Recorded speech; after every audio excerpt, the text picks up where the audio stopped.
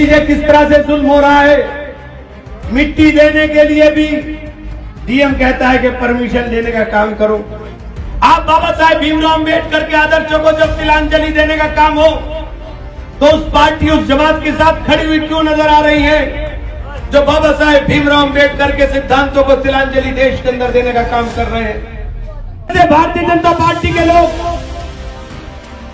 3 रमजान उठा के देख लो, हर रमजान में किसी ना किसी की मौत है। ये स्टेज सजा हुआ है, यह है गुलदस्ता हिंदुस्तान का, यह है गुलदस्ता हिंदुस्तान में। पंडित भी खड़ा है, ठाकुर भी खड़ा है, गुजर भी खड़ा है, दलित भी खड़ा है, काम्बोज भी खड़ा है, सैनी भी खड़ा है। यह है गुलदस्ता हिंदुस्तान का। सजदे में गए हुए लड़के के पीछे लात पड़ रही थी, तो लात पड़ते हुए से किसी ने नहीं पूछा था कि आप कौन से हो, आपके आगे मलिक लगा है, क्या आपके आगे खासाब लगा है, क्या आपके आगे शेख जी लगा है, कि प्राड़ा लगा है, क्या लगा है, कुछ नहीं पूछा था। वो सजदे में था, उसके पीछे लात पड़ गई। इसलिए इमरान को हराना चाहते हो, तुम खुद कुछ करोगे नहीं, इमरान से लंबी लकीर खींचो, तब समझ में आएगा। जरूरत पड़ती है कहीं नजर नहीं आते हो। नेता का काम क्या होता है? झाड़ू लगाना है क्या? जब भी चुनाव आता है, जैसे चुनाव आया वैसे ही बिरादरियों के नाम पर नेता खड़े होने लगे। इनसे पूछे कि 5 साल कहां रहते हो भाई?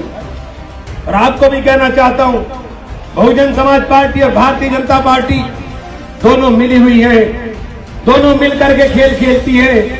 मैंने दलित भाइयों से कहा कि दलित भाइयों, संविधान रद्द होगा तो सबसे पहला नुकसान अगर किसी को उठाना होगा तो आपको उठाना होगा।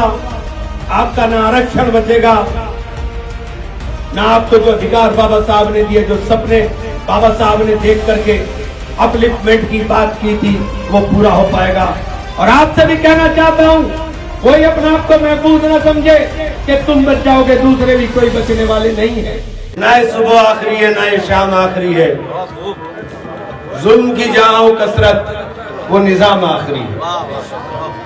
अब जुल्म की इंतहा मुल्क के अंदर हो गई, जमहूरियत खतरे के अंदर है, दस्तूर खतरे के अंदर है, यानी लोकतंत्र और संविधान दोनों खतरे में है। लोकतांत्रिक तरीके से चुने हुए मुख्यमंत्रियों को जेलों में डाला जाएगा। कभी हमने सोचा भी नहीं होगा कि देश के अंदर ऐसे हालात होंगे कि चुने हुए मुख्यमंत्री जेल के अंदर जाकर के बैठेंगे। संविधान जिसको बाबा साहेब भीमराव अम्बेडकर ने देश की विविधता को एकता में पिरोने के लिए, जिस देश के अंदर 50 किलोमीटर पर बोली बदली जाती हो, 3,500 से ज्यादा जाति और धर्म के लोग जिस देश के अंदर रहते हो, उस देश की विविधता को एकता के सूत्र में पिरोने का काम अगर किसी ने किया तो देश के संविधान ने किया। अधिकार मिली, हमें बोलने की आजादी मिली, और जो शोषित वंचित वर्ग सदियों तक गुलामी की जंजीरों के अंदर जकड़ा रहा, उस शोषित और वंचित वर्ग को अधिकार देने के लिए आरक्षण दिया। उन लोगों को ऊपर उठाने के लिए आरक्षण की व्यवस्था संविधान के अंदर करने का काम किया। और जब देश के अंदर संविधान बदलने की बात हो तो मैं नहीं समझता हूं कि कोई आदमी जो देशभक्त है, जो राष्ट्रभक्त है, वो संविधान के साथ छेड़छाड़ बर्दाश्त कर लेगा। जिस संविधान ने गरीबों को अधिकार दिया हो अमीरों के बराबर, 1 वोट के अधिकार से आपको सबको बराबरी का एक हिस्सेदार बनाने का काम किया हो, उस संविधान को जब बदलने की बात की जाने लगे तो साथियों समझ लीजिए कि आज का वक्त बहुत खराब है। आज जरूरत इस बात की है कि हमारा देश बचे, लोकतंत्र बचे, संविधान बचे। संविधान बचेगा तो हमारे अधिकार बचेंगे, और संविधान नहीं होगा तो हमारे अधिकारों का साथियों हनन होने का काम होगा। भाजपा के खाते के अंदर गए पैसे का खुलासा तुम्हारे पास होगा और चोर केजरीवाल को बताओगे, इससे बड़ा नंगा नाच नहीं हो सकता। मैं ये बात इसलिए कहना चाहता हूं, हमने बहुत कोशिश की थी, हमारी पार्टी ने बहुत कोशिश की, बड़ा दिल कर करके इंडिया गठबंधन सब नेताओं ने बनाया और सबने न्योता भेजा बार बार बहन जी को भी कि आइए आप भी इसके अंदर, चूंकि आप अपनी पार्टी को कहती है कि संविधान के संविधान के रचयिता बाबा साहेब भीमराव अंबेडकर के आदर्शों पर चलने वाली पार्टी है। आप बाबा साहेब भीमराव अंबेडकर के आदर्शों को जब तिलांजलि देने का काम हो तो उस पार्टी, उस जमात के साथ खड़ी हुई क्यों नजर आ रही है जो बाबा साहेब भीमराव अंबेडकर के सिद्धांतों को तिलांजलि देश के अंदर देने का काम कर रहे हैं? बाबा साहेब भीमराव अंबेडकर ने देश के अंदर रहने वाले शोषितों को, वंचितों को, अल्पसंख्यकों को, देश के अंदर रहने वाले तमाम अगड़ों को और पिछड़ों को एक समान अधिकार देने की बात की। एक समान अधिकार दे करके इस देश की विविधता को एकता में पिरोने का काम किया। आज संविधान खतरे में है। मैंने दलित भाइयों से कहा कि दलित भाइयों, संविधान रद्द होगा तो सबसे पहला नुकसान अगर किसी को उठाना होगा तो आपको उठाना होगा। आपका ना आरक्षण बचेगा, ना आपको जो अधिकार बाबा साहब ने दिए, जो सपने बाबा साहब ने देख करके अपलिफ्टमेंट की बात की थी, वो पूरा हो पाएगा। और आपसे भी कहना चाहता हूं, कोई अपना आप को महफूज न समझे कि तुम बच जाओगे, दूसरे भी कोई बचने वाले नहीं है, चाहे अगड़े हो चाहे पिछड़े हो। आज देश के अंदर किस तरह का माहौल बना दिया। मुख्यमंत्री उठाकर कैसे जेल में डाल देते हैं, जैसे केजरीवाल जेल के अंदर, और कहते हैं कि शेट्टी नाम के आदमी ने कहा है कि केजरीवाल को पैसे दिए, लेकिन जब खुलासा हुआ तो शेट्टी साहब के खाते से 59 करोड़ रुपए भाजपा के खाते के अंदर गए। पैसे का खुलासा तुम्हारे पास होगा और चोर केजरीवाल को बताओगे, इससे बड़ा नंगा नाच नहीं हो सकता। मैं आप लोगों से कहने के लिए आया हूं, ये चुनाव मामूली चुनाव नहीं है, ये चुनाव बहुत मामूली चुनाव नहीं है। देख लीजिए किस तरह से जुल्म हो रहा है। मिट्टी देने के लिए भी डीएम कहता है कि परमिशन लेने का काम करो। अरे दाह संस्कार और मिट्टी के लिए तुम परमिशनों की बात करोगे, डूब के मर जाओ। शर्म आनी चाहिए, शर्म आनी चाहिए तुम्हें। ऐसी हरकतें करते हो। नफरत की बात बोल करके नफरत के बीज बोना चाहते हैं। हम मोहब्बत की बात करना चाहते हैं। जब हम कहते हैं कि नौजवान को अधिकार दो तो ये दूसरी बात करने लगे। हम कहते हैं कि महिला की सुरक्षा की बात करो, महिलाओं को अधिकार की बात करो, महिलाओं को रसोई चलाना मुश्किल हो गई, महंगाई के ऊपर रोक की बात करो, तो ये कहीं और की बात करने लगते हैं। कभी पाकिस्तान की बात करेंगे। अभी कल मैं सुन रहा था कोई और द्वीप उठा लाए कि ये द्वीप लाए हैं। कौन सा द्वीप लाए हो? देश के अंदर 43% नौजवान जो डिग्री हासिल किए हुए नौजवान है, वो बेरोजगार है। उसको रोजगार की व्यवस्था करो, उसके रोजगार के ऊपर बात नहीं करोगे। जब भर्ती खोलोगे, भर्ती के अंदर पेपर लीक करा दोगे और भर्ती रोक दोगे, नौजवान के सपनों को चकनाचूर कर दोगे। नौजवान जब सड़क के ऊपर दौड़ दौड़ करके 4 बजे उठ करके 4-4 घंटे 5-5 घंटे दौड़ लगा करके प्रैक्टिस करता था कि मैं अर्धसैनिक बल में, फौज में, पुलिस में भर्ती होऊंगा, वहां अग्निवीर योजना लिया। अग्निवीर योजना ला करके उनके सपनों को तिलांजलि दे दी। 4 साल नौकरी कर पाओगे।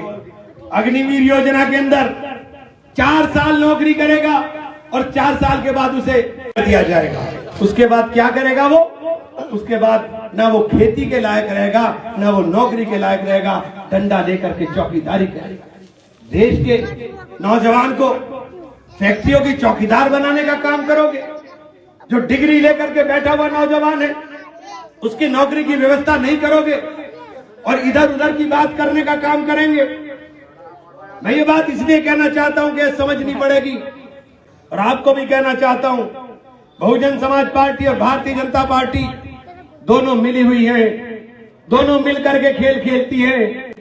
बहुजन समाज पार्टी पुरानी बात छोड़ दीजिए, उनसे पूछ लीजिएगा कि 15 दिन पहले इलेक्शन था राज्यसभा का, अभी 15 दिन पहले इलेक्शन था राज्यसभा का। राज्यसभा में 1 वोट बहुजन समाज पार्टी के पास था। वो वोट खुलेआम भारतीय जनता पार्टी को देकर आए हो और फिर तुम कहते हो कि तुम भाजपा से लड़ोगे। जब 3 तलाक का बिल पार्लियामेंट में आया, सरकार फंस गई, तो आपकी पार्टी ने 3 तलाक के ऊपर समर्थन भारतीय जनता पार्टी को करने का काम किया। जब भारतीय जनता पार्टी को जरूरत हुई जब जब जरूरत भारतीय जनता पार्टी को हुई, भारतीय जनता पार्टी की मदद आपने करने का काम किया, बहुजन समाज पार्टी ने करने का काम किया। जो आज आपके बीच में आकर के बहुत सारे, जब भी चुनाव आता है, जैसे चुनाव आया वैसे ही बिरादरियों के नाम पर नेता खड़े होने लगे। इनसे पूछे कि 5 साल कहां रहते हो भाई, 5 साल कहां रहते हो तुम? अभी दिल्ली का वीडियो देखा था तुमने, सजदे में गए हुए लड़के के पीछे लात पड़ रही थी, तो लात पड़ते हुए से किसी ने नहीं पूछा था कि आप कौन से हो, आपके आगे मलिक लगा है कि आपके आगे खान साहब लगा है कि आपके आगे शेख जी लगा है कि पराड़ा लगा है, क्या लगा है, कुछ नहीं पूछा था। वो सजदे में था, उसके पीछे लात पड़ रही थी। आप समझते नहीं हो इस बात को? क्या इतनी बेइज्जती हो जाएगी आपके अंदर क्या? और ये जो आपको बांटने की बात करते हैं, ये कहां गायब रहते हैं 5 साल? इनके टेलीफोन भी नहीं उठते, मुट्ठी बीच बीच के आके कहेंगे यूं कर देंगे। कुछ लोगों को इस जिले के अंदर लिल्लाही बुक्स हो गया है, लिल्लाही बुक्स के बॉस कोई जीत जाए, इमरान ना जीते, कोई जीत जाए इनकी तरफ से कि इमरान ना जीते। किस लिए इमरान को हराना चाहते हो? तुम खुद कुछ करोगे नहीं, इमरान से लंबी लकीर खींचो, तब समझ में आएगा। जरूरत पड़ती है कहीं नजर नहीं आते हो। नेता का काम क्या होता है? झाड़ू लगाना है क्या? गांव में सफाई करना है? नेता का काम है वक्त और जरूरत के ऊपर आपके साथ खड़ा हो जाए। 2 बजे भी फोन करोगे, 2 बजे हाजिर रहूंगा। इन्हें दिन में 2 बजे कर लो, इनके फोन नहीं उठने के, या तो खुले नहीं होने के या उठने के नहीं। और बात करेंगे नेतागिरी की आकर के, यार जी के नाम पर हम ये कर देंगे। क्या कर दोगे भाई? एक जगह बता दो कहीं तुम्हारे अंदर दम हो या हिम्मत हो। नेता का इकबाल बुलंद होगा तो साथियों गांव में बैठे हुए ताकत का एहसास रहेगा। अपने नेता को कमजोर मत करो। इस हालात में, इस माहौल में बार बार कह रहा हूं, कमजोर मत करो। जिस तरह से भारतीय जनता पार्टी के लोग 3 रमजान उठा के देख लो, हर रमजान में किसी ना किसी की मौत है। अरे तुम्हारी आवाजों को दबाया जा रहा है, तुम्हें समझ में नहीं आता क्या? आज ये बात कर रहे हो आप। मैं आप लोगों से कहने के लिए आया हूं कि आज जिस तरीके से समर्थन मुझे तमाम बिरादरियों के स्टेज सजा हुआ है, यह है गुलदस्ता हिंदुस्तान का। यह है गुलदस्ता हिंदुस्तान में पंडित भी खड़ा है, ठाकुर भी खड़ा है, गुजर भी खड़ा है, दलित भी खड़ा है, काम्बोज भी खड़ा है, सैनी भी खड़ा है। यह है गुलदस्ता हिंदुस्तान का। हिंदू मुस्लिम सिख ईसाई आपस में भाई भाई। कहां नफरत की बात कर रहे हो? हम मोहब्बत की अलग जगाने आए हैं, हम मोहब्बत का पैगाम देने आए हैं। दलित भाइयों से कहना चाहता हूं, ऐ मेरे दलित भाइयों, सबसे पहला चोट आपके ऊपर हो रही है, आपके अधिकार पर हो रही है। इस संविधान को बचा लीजिए, इस संविधान की रक्षा कर लीजिए। इस संविधान की रक्षा इंडिया गठबंधन के अलावा कहीं नहीं होने वाली है।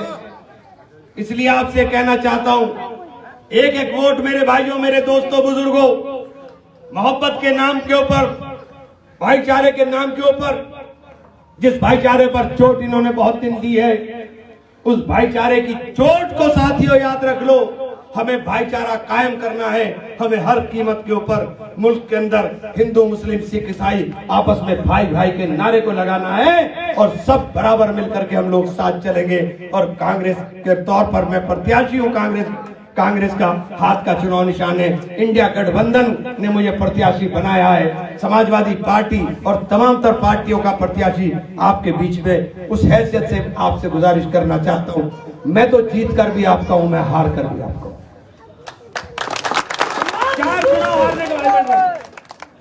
4 चुनाव हारने के बाद भी एक दिन नहीं मैदान छोड़कर भागा हूं।